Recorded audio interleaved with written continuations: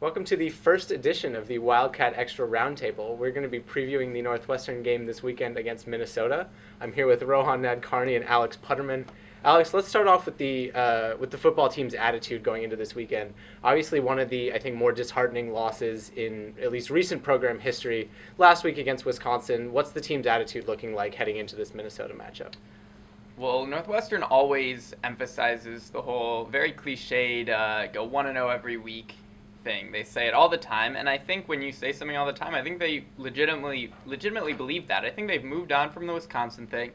You may have heard about the story of on Monday morning at the team's meeting, Coach Fitzgerald and all the other coaches bombarded the team with supposedly 300 water balloons in a kind of like pick your head up, have some fun, let's move forward kind of thing. And it seems to me that they are buying into the let's move past the Wisconsin game and look forward. Sure. Ron, what have you seen this season out of the Northwestern offensive line, and what do they need to do on Saturday to get Northwestern back in the winning category? Yeah, so I mean, I think a big key to last week's game was the play of the offensive line. It didn't play really well, to be honest. The interior kind of got blown up, and towards the end of the game, when Northwestern was being forced to throw, Trevor Siemian was taking a lot of hits, and they have another big challenge this week. Minnesota with a strong defensive line, led by Rashid Hageman, the defensive tackle up front. You know, the interior of the line is going to have their hands full with him. So I think that's going to be key to this game. You know, Northwestern wants balance in its offensive attack.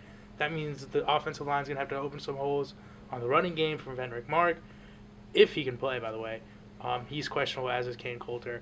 And they're going to have to give Siemian time to throw. You know, Trevor Siemian, for all Coach Fitz's talk last week of receivers dropping balls and, you know, Siemian being inaccurate, it would help if he had a lot of time to throw. So I think the offensive line is a key every week, but especially this week with a big challenge in the Minnesota D-line and kind of to bounce back and show some improvement.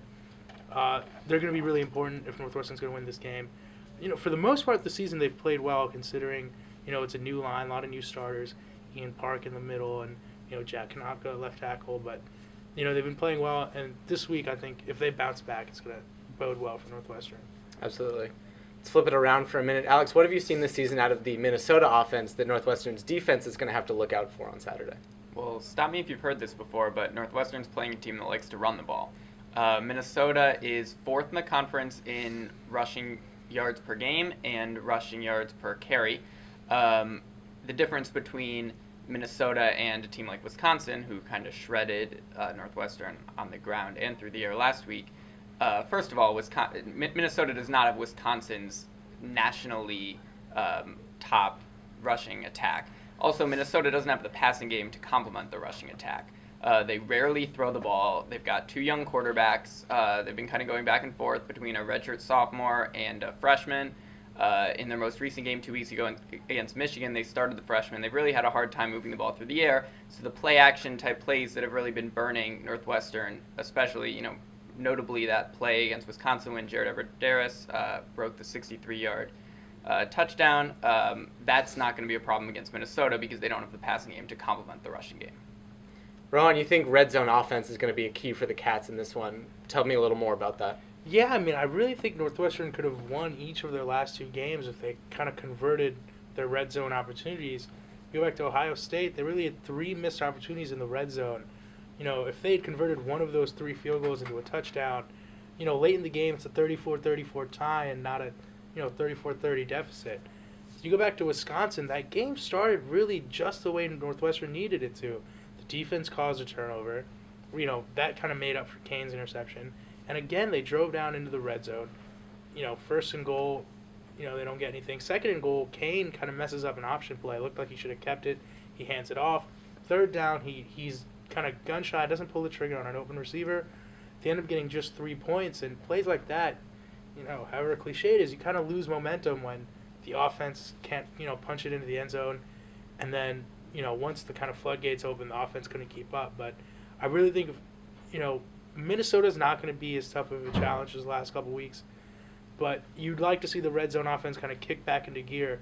Last year they were a team that was kind of automatic in the red zone, and you're wondering why is that execution loss? Is it because Vendrick isn't healthy? Is there something wrong with Kane? And again, like I mentioned earlier, obviously Kane and Vendrick are questionable this week, so it'll be interesting to see exactly how much they play. But, I'd really like to see Northwestern get that execution back in the red zone and kind of build on that for future games. We're always hesitant to criticize Pat Fitzgerald, but a lot of the reason teams don't do well in the red zone is because of play calling. And he's even said the past couple of weeks that his play calls have been part of the problem in the red zone. You really do have to put some blame on the shoulders of the coach when a team can't score when it gets all the way down the field.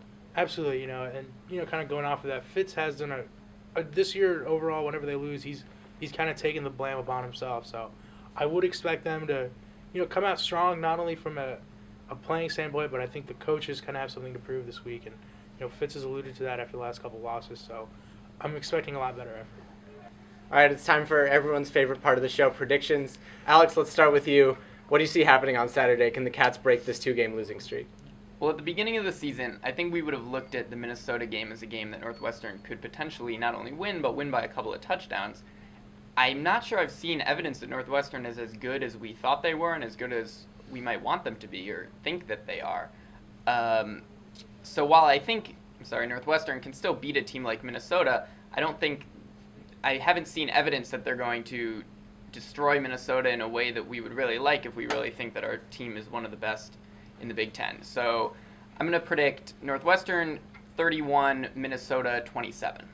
All right, Rohan, what about you? Can the Cats recover from the shellacking that happened last week in Madison? Well, first, let me start off by saying as long as it's anything unlike the game in Minnesota last year, which was just horrible weather, 21-13, a quite frankly boring second half, I'll be happy with that. And in terms of the actual game, I do also think it's going to be close. Northwestern is just not one of those teams, quite frankly, anymore that steps onto the field and is 20 points better than their opponent. It hasn't happened yet, and you saw them against teams like Maine and Western Michigan also have those lulls. So while I think this is the week that they can finally put together 60 minutes of execution, offense, defense, and special teams, I think it's going to be close. I think in the paper I have Northwestern 28, Minnesota 27. Northwestern's going to win. It's going to be a little close, but not to worry. All right. These two are both on the record. They're both predicting close wins for Northwestern. Thanks for tuning in to our first Wildcat Extra roundtable of the season. We'll be back next week, and be sure to follow our coverage of the game online all weekend.